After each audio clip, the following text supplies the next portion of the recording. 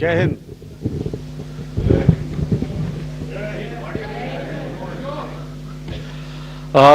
Welcome to this special press conference on Operation Sindoor.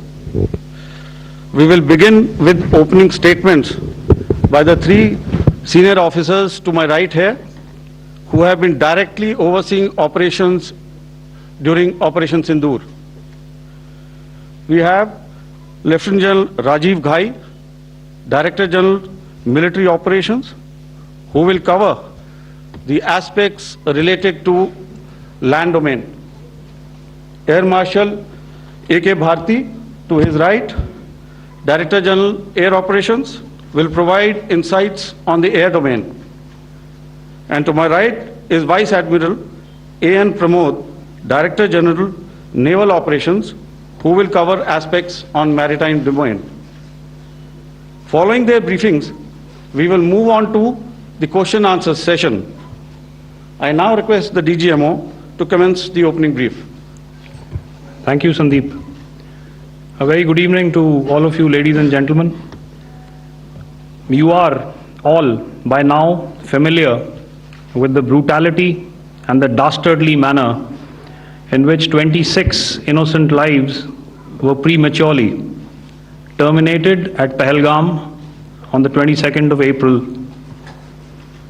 When you combine those horrific scenes and the pain of the families that the nation witnessed with numerous other recent terrorist strikes on our armed forces and defenseless civilians, we knew that the time had arrived to make yet another compelling statement of our resolve as a nation. Operation Sindoor was conceptualized with a clear military aim to punish the perpetrators and planners of terror and to destroy their terror infrastructure. What I do not state here, of course, is the often stated determination of India and its intolerance to terror.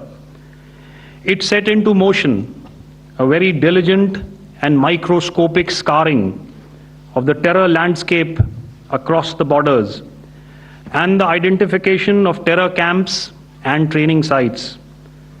The locations that emerged were numerous, but as we deliberated more, we realized that some of these terror hubs were now bereft of any presence and had preemptively been vacated, fearing retribution from us.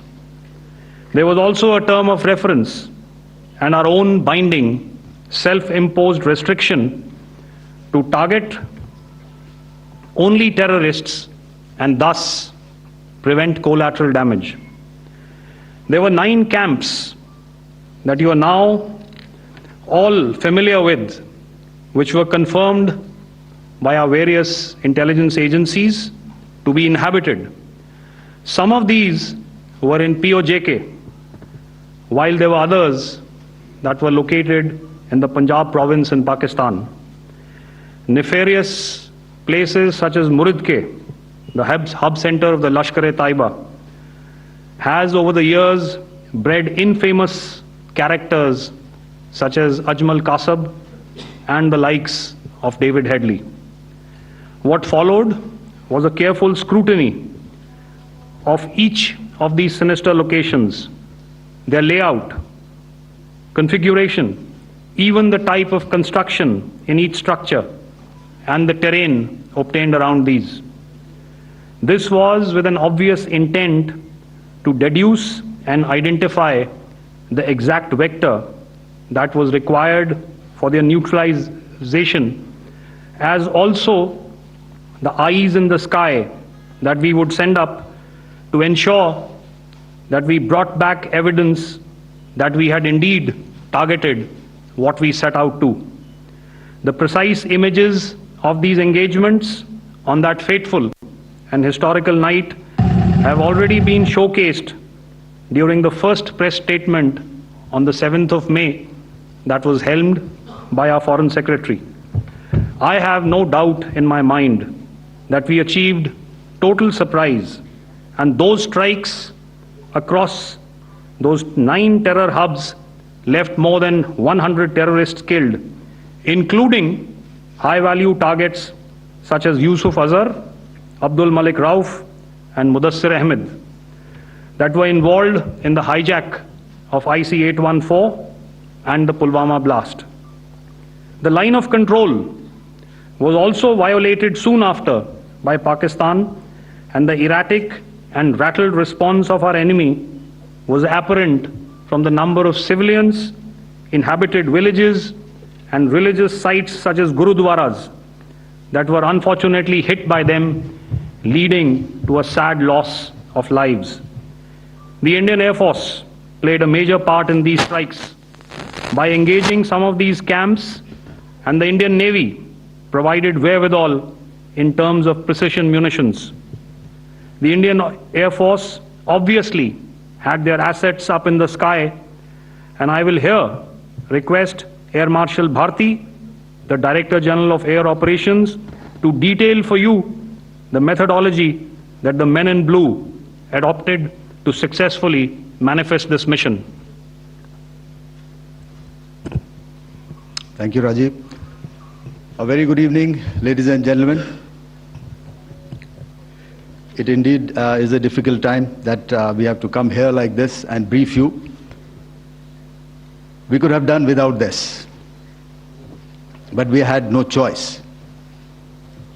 As the DGMO has detailed, the event was precipitated by the dastardly act at Pahalgam. The sequence of events have already been detailed. We carefully selected the targets, and out of the 9 selected targets, the target systems that were given to the Indian Air Force were the notorious training camps at Bhavalpur and Muridke, these being further from the international boundary. Through critical target system analysis, we analyzed what was to be done to annihilate these targets and plan to engage these targets with precision air-to-surface guided munitions so as to avoid collateral damage. The modalities of planning process I will not go through at this instant. However, what I would like to show you is the results that we achieved through our targeted airstrikes. Could I have the second slide, please?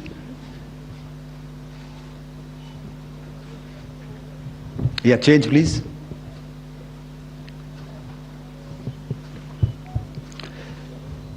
Okay. This is what the terror infra at Muridke looks like. If you see, north is as indicated, and to the right is east, where the international boundary lies. Could we have the next slide, please?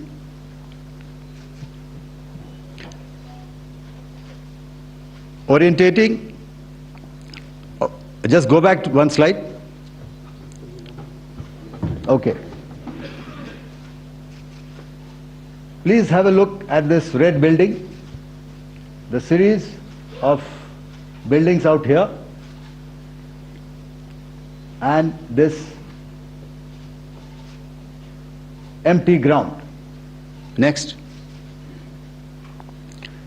If you relate, the empty ground is here, and you see this is the first weapon that is impacting. This is the impact point number 1 on Muridke training camp with our precision guided weapons on early morning 7th. Next, please. Keep your eyes glued for the second weapon coming in and the second impact on the selected target point. Next slide, please.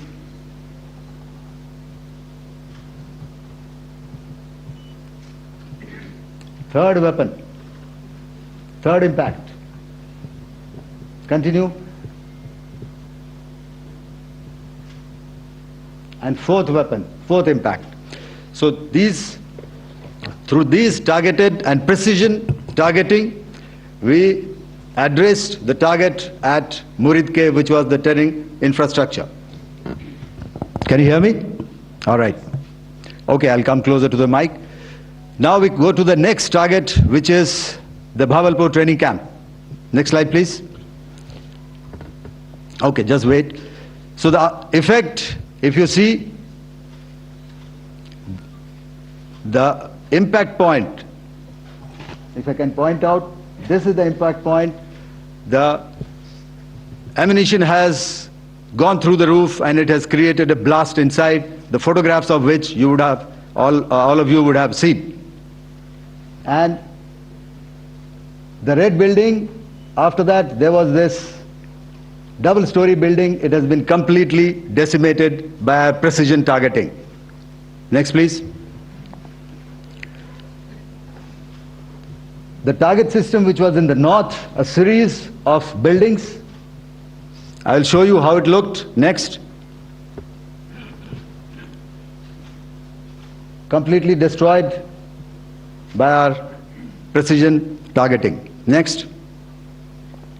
Now coming to Bhavalpur, this is the target complex that we are dealing with, a fairly large target complex. So we had to carefully choose the points that we needed to address, which were high value and which would meet our stated objectives of eliminating the terrorists. I would like to draw your attention to this red canopy, and in relation to that I would cover the targets. One target system is a series of buildings here, other one here, and other one out here. Next slide, please. This is how it looked before, and this is how the building looked after the impact of the weapon, and orientation in relation to this red canopy you can see here. Next, please. Before, next, and after. The roofs have completely collapsed. Next. This is the target system. Next. Precision targeting, and we have achieved our objectives here. Next. All right, so that was what we did on the 7th. Our objective was to address these two terrorist camps, and that we did with precision. And thereafter, we maintained a robust air defense posture, because remember, our objective was to target the terrorists and terrorist infrastructure, not any other infrastructure, not the Pakistani military, not the Pakistani any other infrastructure. So that is what we have maintained on the 7th of May. However, what we saw in the evening of 7th of May, we were saturated with a raid of Pakistani unmanned aerial vehicles and small drones. And these came in waves in our civilian areas, over our military installations, and all of them were successfully intercepted. Few of them did manage to land. However, there was not much damage that they did. And we have our robust counter-US hard kill and soft kill systems which did the job. However, the difference here was that we had targeted the terrorists. The adversary now has targeted our civilians and the military infrastructure. So it had to be responded to. So in a quick and calibrated response, that very night, we struck their radar installations at Lahore and close to Gujranwala, the LYT installation, to indicate to him that we are ready, yet we do not want to escalate. Our fight was with the terrorists and not with the Pakistani military establishment. Thank you. Thank you, Air Marshal Bharti. So, ladies and gentlemen, he's outlined operations not only on the night of 6th and 7th of May, when Operation Sindoor commenced, but also on the subsequent night, Being well aware and familiar with the congenital and impulsive nature of our adversary, and even though we did attempt to reach out and communicate our compulsions to strike at the heart of terror to my counterpart in the immediate wake of Operation Sindoor, the request was brusquely turned down, with an intimation that a severe response was inevitable and in the offing. We were, of course, prepared. Operations on the 7th and the 8th, Air Marshal Bharti spoken about. On the night of 8th and 9th of May, they flew drones and aircrafts into our airspace all across the borders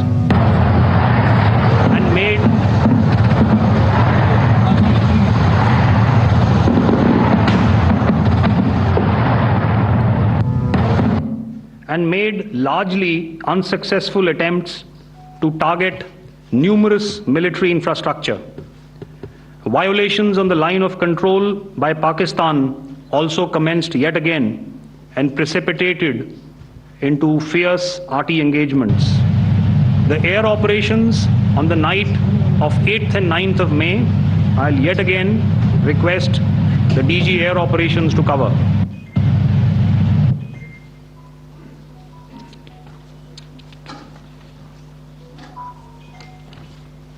So I just covered what happened on the night of 7th and 8th.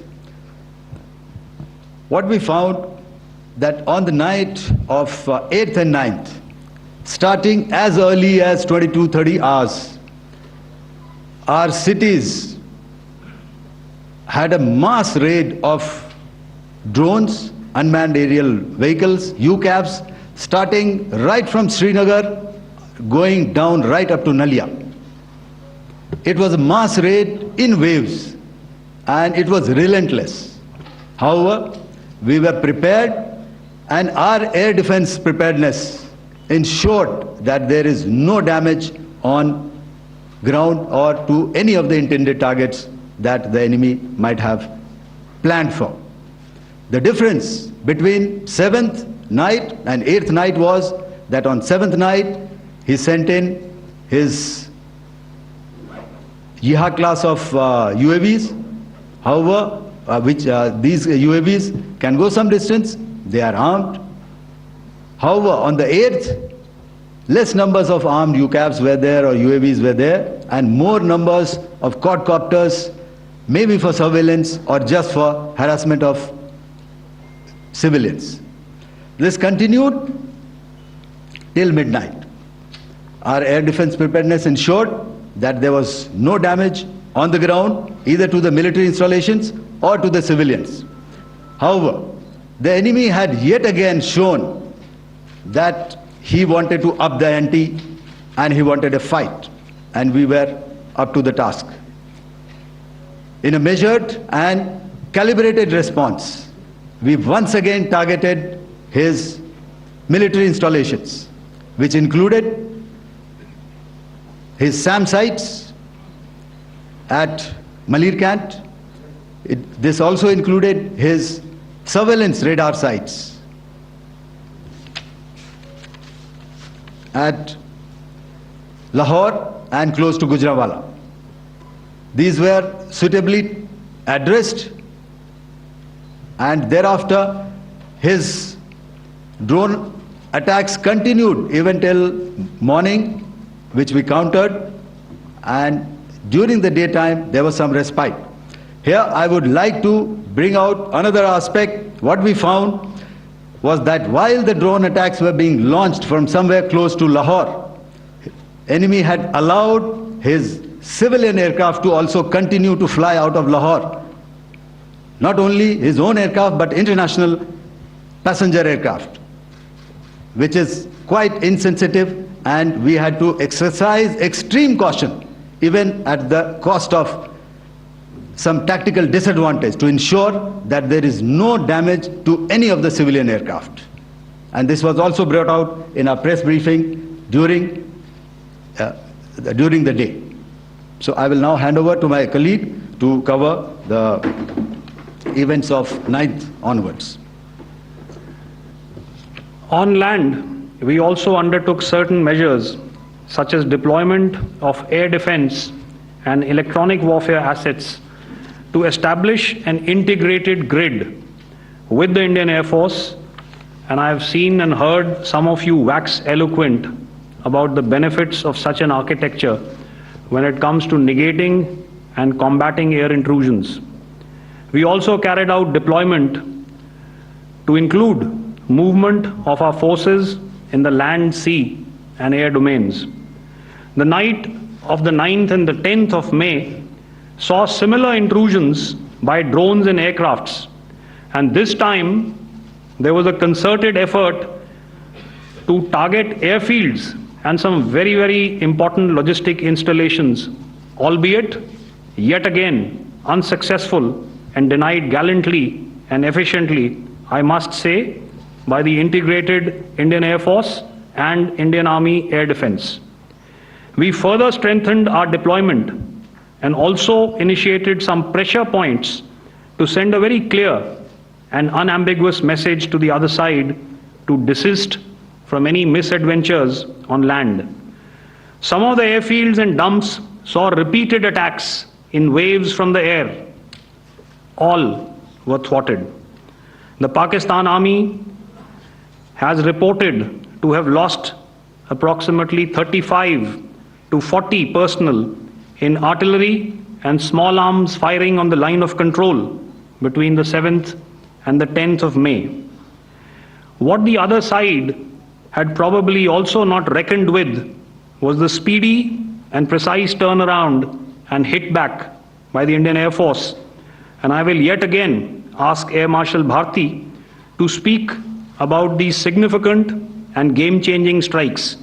I will thereafter request Vice Admiral Pramod, my colleague and Director General of Naval Operations, to tell us about some very telling naval maneuvers in the Arabian Sea that exerted pressure on the night of 9th and 10th of May. Over to you, sir. Thank you. Commencing about 2000 hours, that is 8 p.m. local time, on 8th of May, several Pakistani unmanned aerial systems, drones, combat vehicles attacked multiple IF bases. These included Jammu, Udhampur, Pathankot, Amritsar, Bhatinda, Nal, Dalhousie, Thois, Jaisalmer, Uttarlai, Falodi, Nalia. These were almost simultaneous and they came in waves.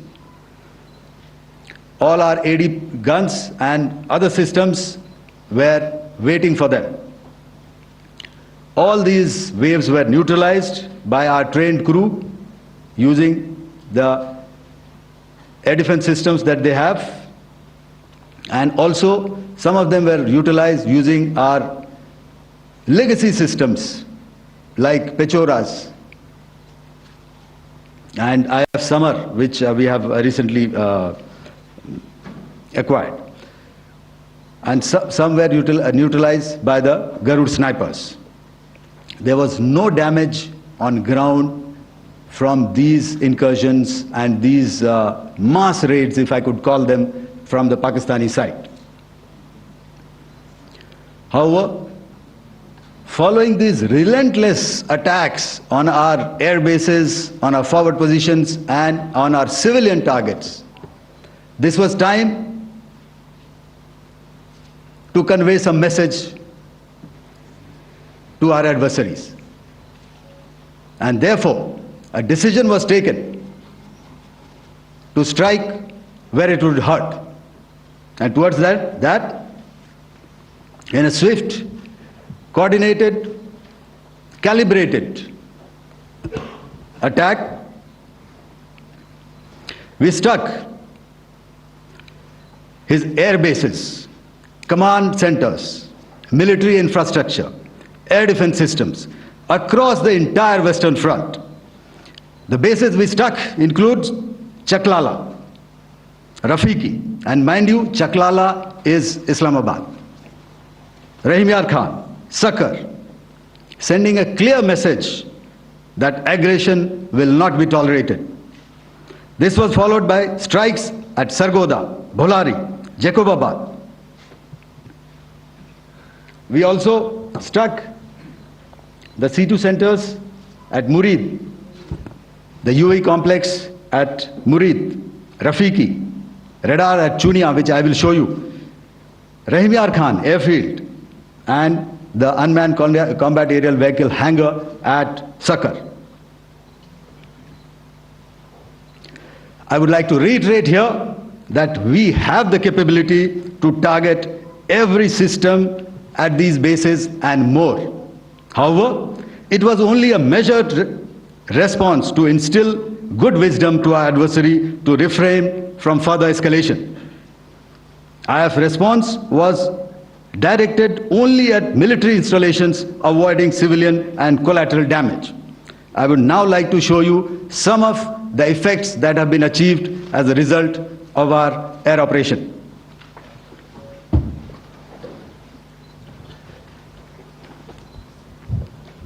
Here is the Pasrur air defense system, if you could see.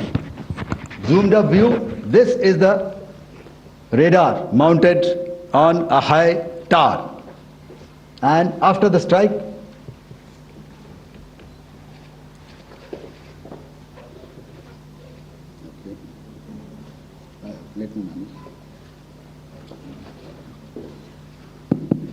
thank you.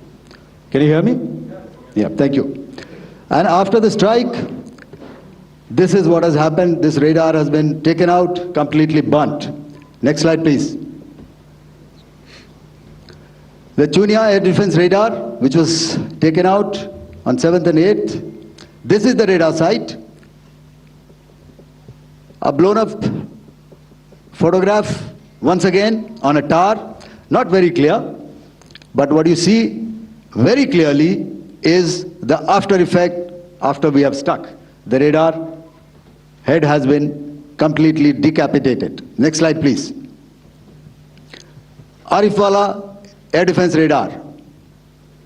In this complex, you see how it looked before, blown up image, and after really blown up. Next. Now coming to Sargodha airfield. Remember, this is one of their important airfields wherein they have a lot of assets, F-16s, other assets which they keep getting, training institutes.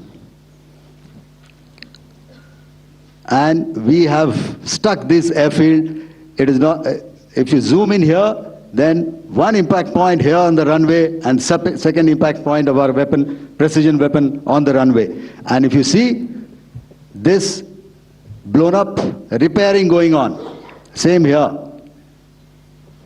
Next. Rahimyar Khan. This is the area we have struck. A deep strike out here and one complex here.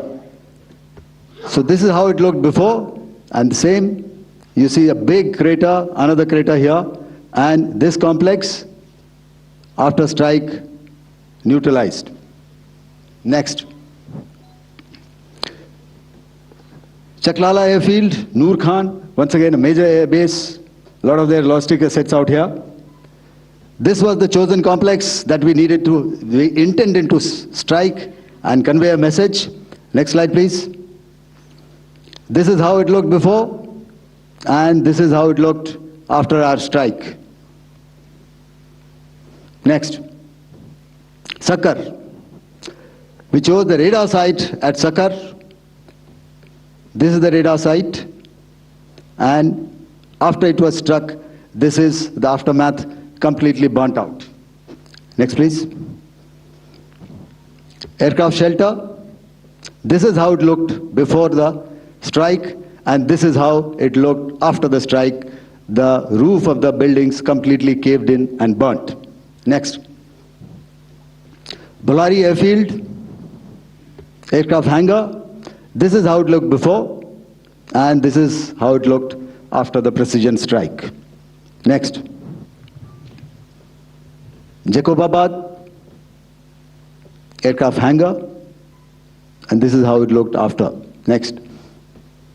So what I'm trying to convey here, ladies and gentlemen, is to start with, Our fight was neither with the Pakistani military nor with anybody else who's there on the other side. Our fight was with the terrorists. We neutralized the terrorists that we selected to be neutralized, and thereafter we only maintained the air defense posture. However, we were relentlessly pounded by waves after waves, night after night, by his UCAVs, by his drones, and by his other unmanned aerial systems. And that left us with no choice but to retaliate, and yet our retaliation was calibrated, it was graduated, and it was proportionate. Thank you.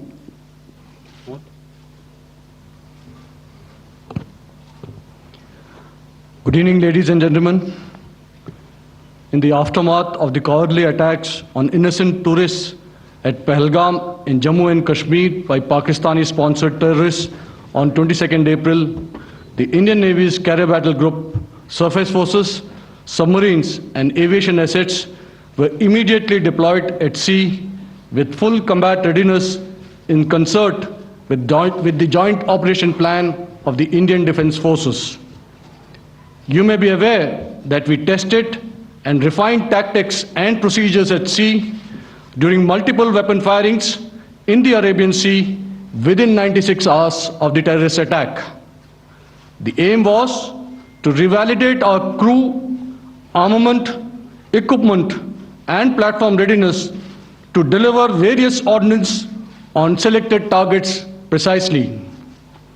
Thereafter, our forces remained forward deployed in the Northern Arabian Sea in a dissuasive and deterrent posture with full readiness and capacity to strike select targets at sea and on land, including Karachi at time of our choosing. The forward deployment of the Indian Navy compelled Pakistani naval and air units to be in a defensive posture, mostly inside harbors or very close to the coast, which we monitored continuously. The Indian Navy maintained seamless maritime domain awareness throughout the duration and was entirely aware of the location and movement of Pakistani units. In effect, we had and continue to have good battle space transparency using our maritime domain awareness grid. As you are aware, our response has been measured, proportionate, non-escalatory, and responsible from day one. Accordingly, the calibrated approach considered all options, including the ability of the Indian Navy for offensive action from and at sea. As part of this escalation control mechanism, the application of force by the Navy was planned in a synchronized manner in coordination with the Army and Air Force, the highlight being teams from the three services working closely in an integrated manner. Along with the kinetic actions by the Indian Army and Indian Air Force, the overwhelming operational edge of Indian Navy at sea contributed towards Pakistan's urgent request for a ceasefire yesterday. As we speak, Indian Navy remains deployed at sea in a credible deterrent posture to respond decisively to any inimical action by Pakistan or Pakistan-based terrorists. Thank you. Samno Varna, Jai Hind. Now I'll hand over to Director General Military Operations for further proceedings. Ladies and gentlemen, on the 10th of May, in the morning, even as we were getting into a huddle to wargame the events of the previous night, a routine exercise, I received a message on hotline from my counterpart in Pakistan seeking my willingness to communicate. Since our initial aim was to strike at terror camps, and all our actions in the subsequent days were in response to the intrusions and violations by the Pakistan Air Force and its army, it was decided that I would indeed speak with my counterpart. You are already aware I've seen it being covered on national television, that my communication with the Pak DGMO was conducted at 15:35 hours yesterday and resulted in cessation of cross-border firing and air intrusions by either side with effect from 1700 hours 10th of May, after he proposed that we cease hostilities. We also decided to further speak on the 12th of May, that's tomorrow, at 1200 hours, to discuss the modalities that would enable the longevity of this understanding. However, disappointingly, and must I add, expectedly, it took only a couple of hours for the Pakistan Army to violate these arrangements by cross-border and across the line of control firing, followed by drone intrusions across the expanse of the Western Front through last night and in the early hours of the morning today. These violations were responded to robustly and dealt with as they must be. We have earlier today sent another hotline message to my counterpart highlighting these violations of the understanding between the DGMOs on the 10th of May and our firm and clear intent to respond to these fiercely and punitively, if repeated tonight, subsequently, or later. In this regard, I must inform all of you that the Chief of Army Staff has earlier today conducted a security review and has granted full authority to our Army commanders for counter actions in the kinetic domain in case of any violation by Pakistan. In the end, I pay my solemn homage to my 5 fallen colleagues and brothers from the armed forces and civilians who have tragically lost their lives in Operation Sindoor. Our hearts go out to the bereaved families, and we express our solidarity to them in this lifetime and beyond, at this grave juncture in their lives. Their sacrifices shall always be remembered and spoken of in glowing terms by a grateful nation. We have thus far, ladies and gentlemen, exercised, and my colleague Pramod highlighted this, immense restraint, and our actions have been focused, measured, and non-escalatory. However, any threat to the sovereignty, territorial integrity, and safety of our citizens will be met with decisive force. Jai Hind. Okay, ladies and gentlemen, we are now open for questions. All right, now since I would not know all of you, I would expect you to please raise the placard or your hand, and once I indicate, I expect you to please give out your name and the media group that you belong to. Keep your questions short so that we can take as many questions as possible. Also, ladies and gentlemen, kindly bear in mind that confidential aspects may not be answered by the 3 DGMOs. Right. I've got a lot of hands there. Let me start from the left. Left foot always in front when we start marching. So here we have to the left, okay. Yeah, 238. Hello. So this is Manas Pratimhuyan from PTI, Press Trust of India. So the understanding that was reached yesterday on stopping the military operations and actions, was it for just 3 days? And what would be the cost escalation if there is violation of this understanding by the Pakistani side? And my subsequent question would be that we have a kind of ceasefire agreement with Pakistan that was finalized in 2003. So will there be some kind of similarities in frameworks between the two kind of understandings, 2003 ceasefire agreement and the current understanding on stopping military operations?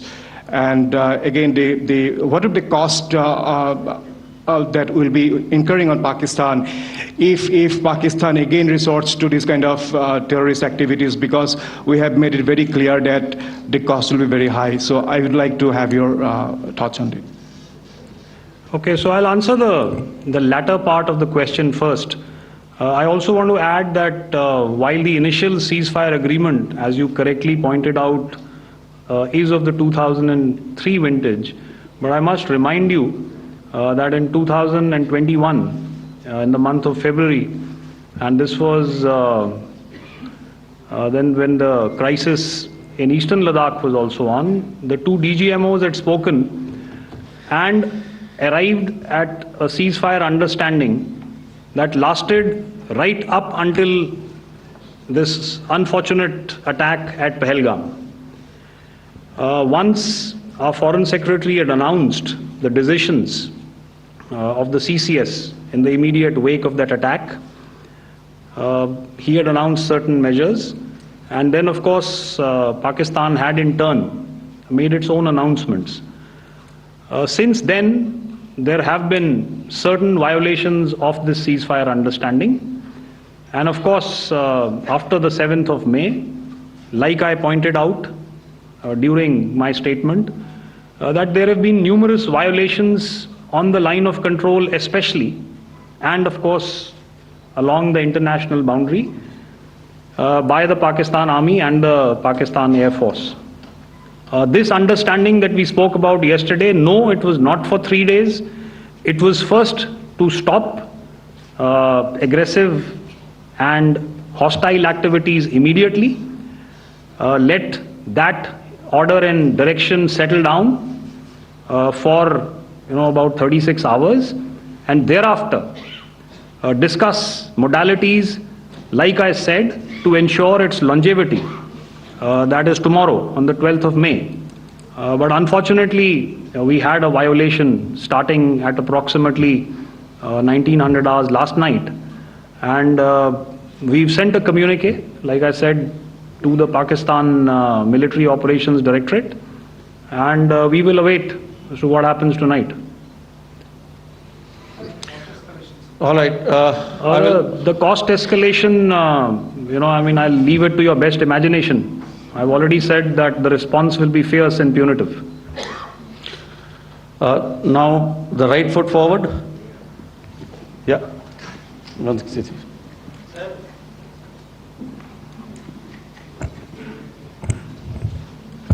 Sir, I am Ajit Dubey from ANI, sir. Sir, my question is that you talked about the loss of lives to the Pakistan army, that was around 35 to 40 kills secured by the Indian army. Sir, can you tell us what would be the total loss of life to the Pakistan army in both army and air force attacks, sir? And how good was the performance of the BrahMos, Scalp and the S-400 during the operations? And sir, since we have sir, just one line. No multiple questions, please. Sir, all right. And since sir, we have achieved such a spectacular, we have made good achievements in this entire operation. Can we say that we have emerged victorious, or we have a big upper hand over the Pakistanis in this entire conflict? Thank you very much, sir. So I'll answer the question about the loss of lives on the other side. Of course, there are various means to ascertain that number. There is information from various agencies that come in. There are, of course, on the line of control, other ways to find out as to what has been the effect of what you are doing there in ceasefire violations. So therefore, I mentioned 35 to 40 on the line of control, and please remember that once Operation Sindoor was launched, the responses of the Pakistan Army were also on Indian Army or the Indian Armed Forces infrastructure. Let me put it that way. So that's why I did not cover casualties of the Pakistan Army, at least in the initial phases of battle, because those were not our targets. Our targets were terror oriented, and of course later, once they launched air intrusions and air operations on our infrastructure, we've used heavier weapons, and of course there would have been casualties, but those are still being assessed. The effects of the weapons that you mentioned, I will request Air Marshal Bharti to apprise all of you about those. Good evening, Mr. Sujit. How are you? Ajit. Okay, we're meeting after some time. I never mentioned about any of the weapons that we used. Check. Okay. What I was saying, that I never mentioned of any of the weapons, the caliber that we used. All right, so we'll leave it at that. Those are matters of operational details which I would not like to go into. But suffice to say that whatever methods and whatever means we have chosen, it had the desired effects on the enemy targets. How many casualties? How many injuries? Well, to start with, our aim was not to inflict casualties, but in case there have been, it is for them to count. Our job is to hit the target, not to count the body bags. And the last part of your question, I wonder if you read out the tweet on ADG-PI at midnight once we'd done what we had to in Operation Sindoor. And that's credit to my friend here on the left. Justice has been served, Ajit. That is all that I will say. Ajit, I'll request you to, refrain putting words into his mouth. All right. I'll come back to the left. 147. Sorry, 47. No, 47. Did I see it here or? Yeah. Good evening, gentlemen. Sorry, 147, I saw it there. Sorry. Yeah. Since I've already said 147, start please. Hi sir, good evening. This is Shivam Patel from Reuters News Agency. Thank you for giving me the opportunity. My question, sir, is how many military targets did Indian Armed Forces strike in Pakistan in response to the attacks from Pakistan? How were these targets selected? And how many troop casualties have been there in total on both sides, if you can give details? Thank you. I'm sorry, where are you? I haven't spotted his... He's to the right. Okay. Can you just repeat that for me, please? Sure, sir. So my name is Shivam Patel. I'm from Reuters News Agency. My question is, how many military targets in total did the Indian Armed Forces strike in Pakistan in response to the attack from Pakistan? How were these targets selected? And how many troop casualties have been there on both sides, if you can? So you're speaking of the targets that I mentioned in the wake of the attack at Pahalgam, right? Military targets, after response. Yeah, I think it's amply clear to everybody here that the Pakistan Army has not crossed the international boundary, neither in the plain sector nor on the line of control. So the intrusions have been in the air. There have been certain attempts on the line of control when ceasefire violations have been on to try and infiltrate and carry out and perpetrate activities that we are all very well familiar with. Whether these are by terrorists or by the Pakistan Army or its special forces and commandos is difficult to say, but each of these have been effectively thwarted. So therefore, as far as engagements of military targets on the other side is concerned, I thought Air Marshal Bharti covered those very well and in detail, and he also mentioned as to how they went about targeting those. I think those images were very clear and very, very graphic in telling us as to what we needed to hit. And you'll remember right at the outset I said that we even went into what was the construction in each of these locations and therefore decided on the vector that had to be utilized. May I? Please.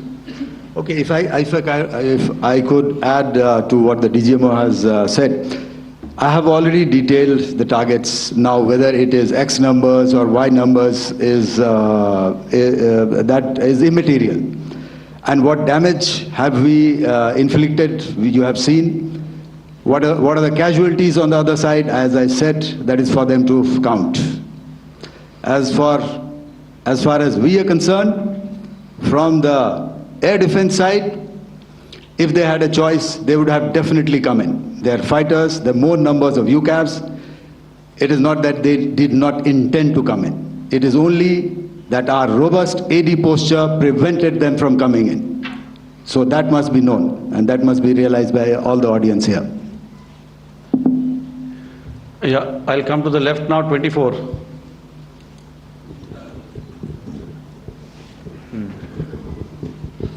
Good evening, sir. This is Anvesh Rath from Z. Sir, I wanted to know on the first briefing, which was done by FS and two representatives from Air Force and Army, you showed a list where there was 21 places in that list. You have stuck 9. Are more operations going to be held? Is Operation Sindoor still on? And the second question, thank you, sir. Thank you so much. And also, I want to congratulate all three of you for a fantastic operation that you guys have done. Thank you so much. Thank you so much for that one question. Yeah. Sir, the question. Unfortunately, Rath, is that your name? I'm sorry. As far as operational details are concerned, I am not in a position to share those right now. But I think I'll take a cue from Pramod. He said towards the end that the Indian Navy is still in a posture that is deterrent. And I have already made it very clear towards the end of what I said that it's only a couple of hours ago that the Chief of Army Staff has carried out a security review and he's authorized our Army commanders to deal with violations of any kind from across the borders in a manner that they deem fit. So again, to reiterate, the response will be fierce and it will be punitive.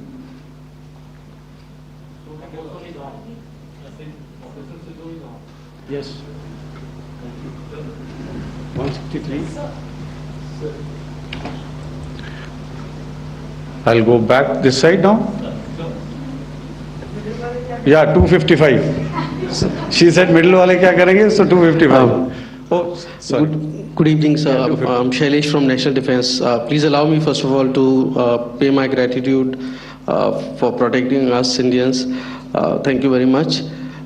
Sir, since the enemy has been talking about taking down our aerial platforms, it would be deemed fit in case we can reveal that we have taken down their fighter jets. What could be the number? Though you said that they may be not good to reveal the platforms, but since this has come from various quarters in Pakistan, so I believe that we need to answer, in case if you can, sir, if you may allow. The question is for me? Yes, sir. Okay, and if I get it right, you want to know how many of their planes we have downed? Yes, sir. Yes, sir. All right. See, as I said, their planes were prevented from coming inside our border. All right. So we do not have the wreckage with us, but definitely we have downed a few planes. Numbers, we would not like to hazard a guess out here. Okay. I have the numbers. Okay, and we are getting into the technical details of it to establish it. So I would not like to put a figure at this time, but definitely there are losses from their side which we have inflicted. Were they, please don't ask. Were they fourth generation plus, sir? See, you're putting words into my mouth. Why do you say fourth generation? Let us make it high tech. Okay. Thank you so much, sir. All right. Yeah, 163.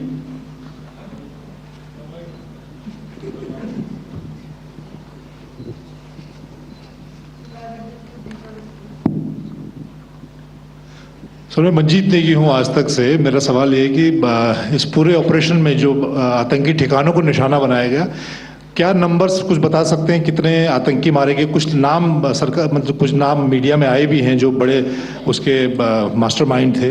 और एक सवाल जो आज air force ने भी tweet किया कि operation सिंदूर अभी जारी है और सरकार की तरफ से भी कहा गया। और पिछली बार जब विदेश मंत्रालय की प्रेस कॉन्फ्रेंस पहली हुई थी उसमें वो लिस्ट दिखाई गई थी कि 21 टेरर कैंप आइडेंटिफाई किए गए हैं। तो क्या जो बाकी बचे हुए टेरर कैंप हैं उन पर भी कार्रवाई होगी? और एक नंबर अगर आप बता पाएं कितने टेररिस्ट मारे गए? Sir, before you answer, sir, before you. Manjeet ji, 3 questions. The third one has just been asked here before. So 21 this thing. So I'll request the first to be answered so that we have more number of people who can ask.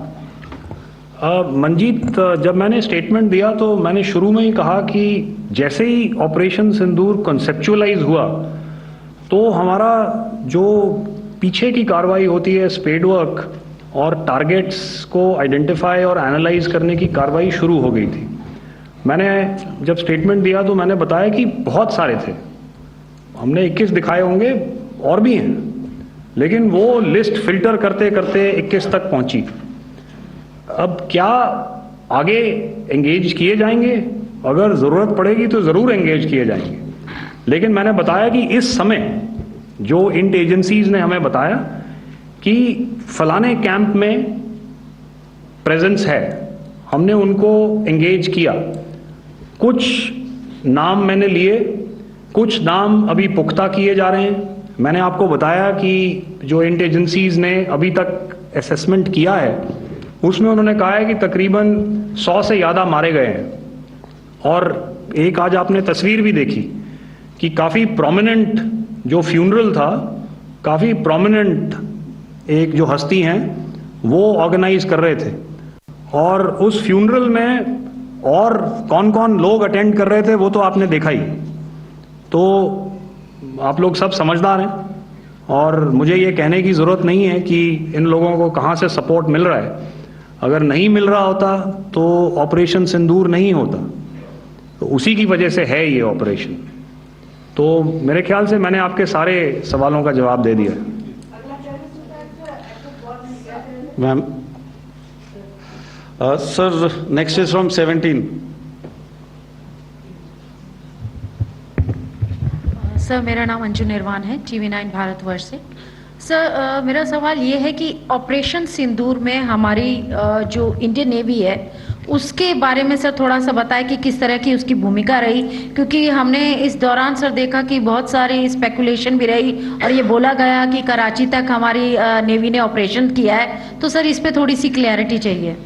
और sir हमने कौन कौन से fighter aircraft down किए हैं, अगर उसका भी थोड़ा सा क्लैरिटी मिल जाए तो अच्छा रहेगा।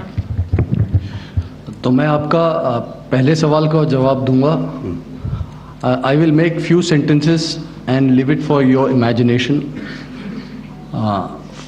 First of all, as I mentioned, we have quantitative and qualitative edge to deliver a massive blow to our adversary, and we completely dominate in the maritime front.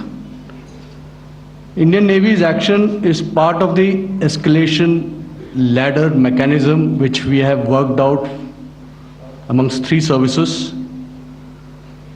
This time, if Pakistan dare take any action, and Pakistan knows it, what we are going to do. That's all. Okay.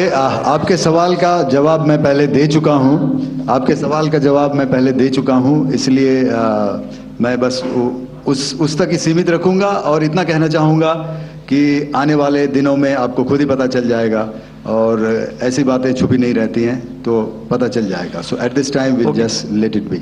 Okay, ladies and gentlemen, we have 1 or 2 more questions, sir. So please. They are going to be outside. You can speak to them there also. 104. 104.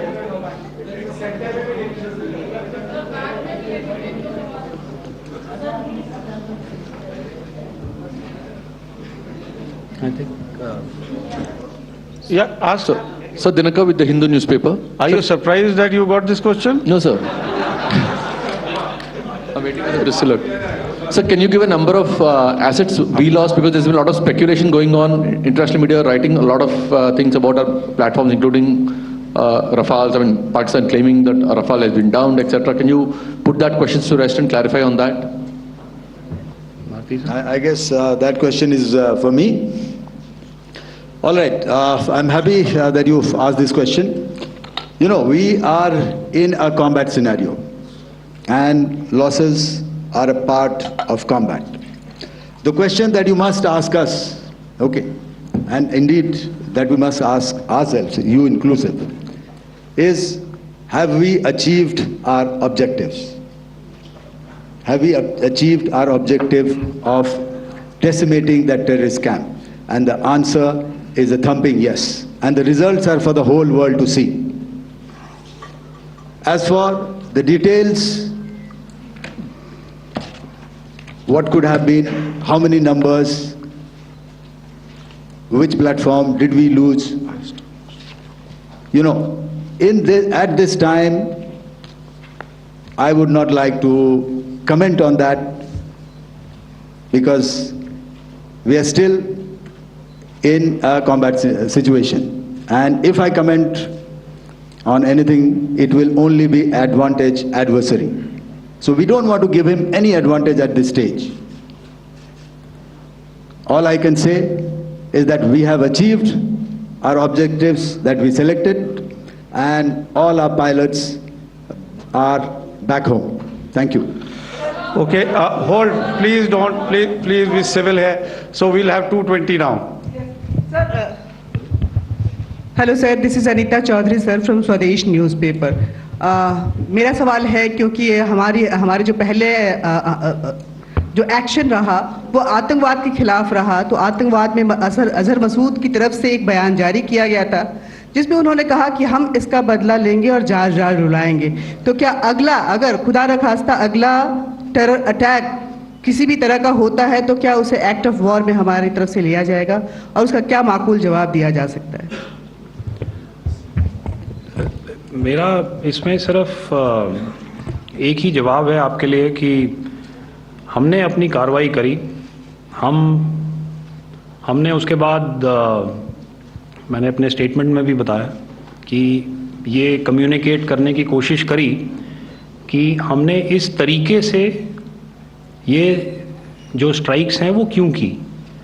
लेकिन जो हमारा adversary है उसने जैसे मुनासिब समझा वो कार्रवाई करी।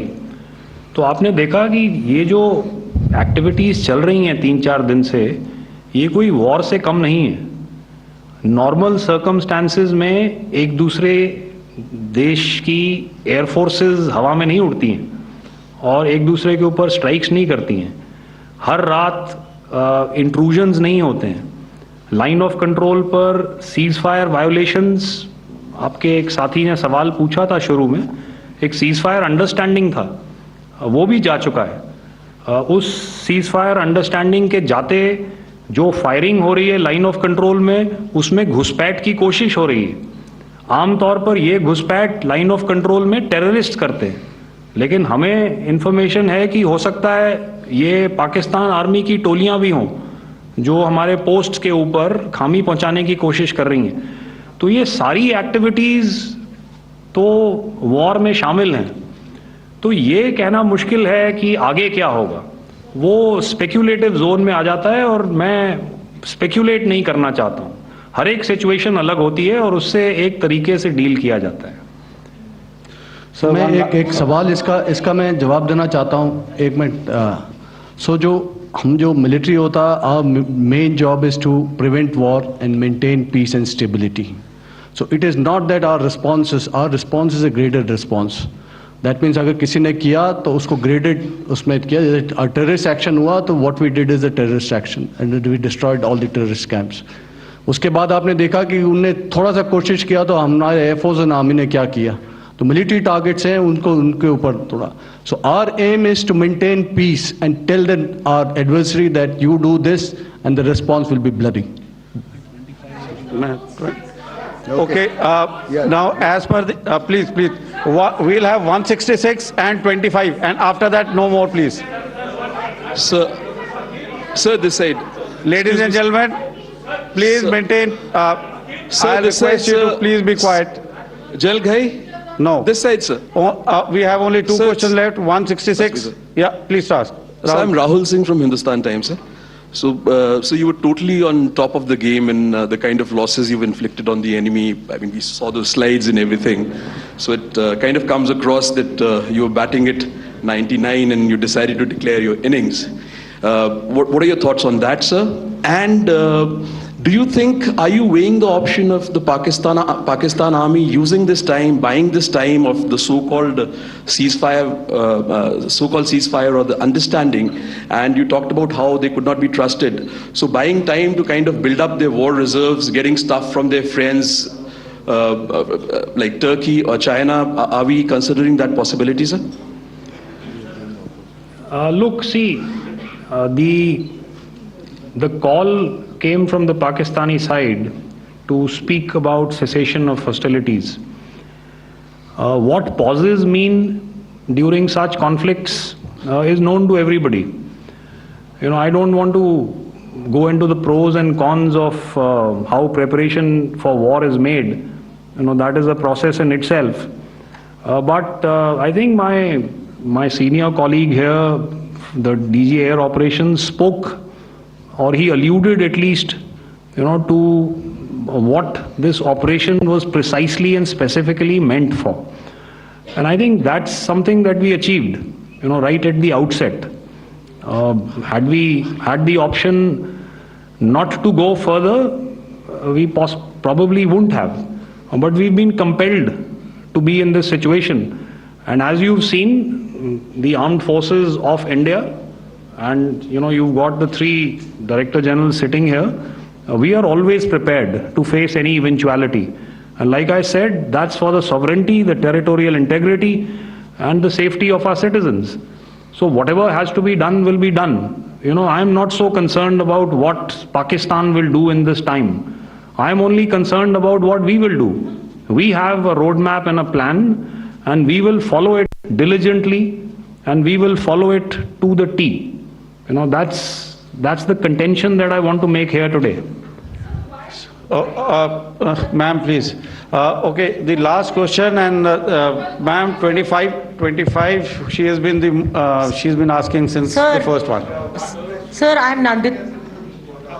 Sir, She's not asking a question. Sir, I am Nandita Dagar, DAGAR from DD News and DD India. Sir, I wanted to ask you that my question is to General Ghai. Sir, you spoke to your counterpart yesterday and the Pakistani counterpart. Sir, what is the Indian Army's assessment that despite that agreement, that talk that you had, despite that agreement coming into effect at 1700 hours yesterday, why did they violate it? And number two, yesterday at the Joint Defence Ministry and Foreign Ministry briefing, Wing Commander Vyomika Singh and Colonel Sophia Qureshi had told us that we have cited the Pakistani troops amassing at the borders and at the LOC. Sir, has that situation changed? Have they withdrawn? And sir, if in case, despite now there is a lull of course, but if tonight again the enemy again carries out shelling and aerial intrusions through drones, what is going to be our response, sir? Thank you. So without outlining the specifics of that response, I've already made it clear that there will be a response, and it will be fierce and it will be punitive.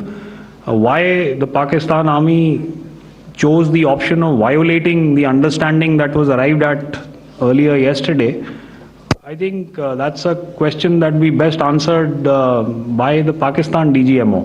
I wouldn't be able to give you that.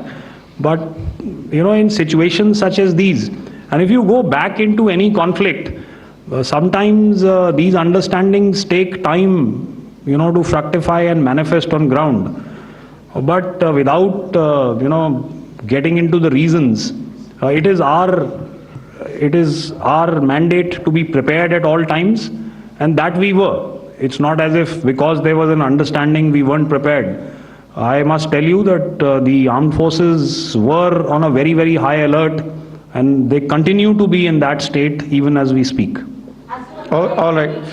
Ladies and gentlemen, please, ma'am, please. Okay, thank you so much for coming today. Those who have missed asking a question, those who have missed, see, I knew I'll grab this attention from you like this.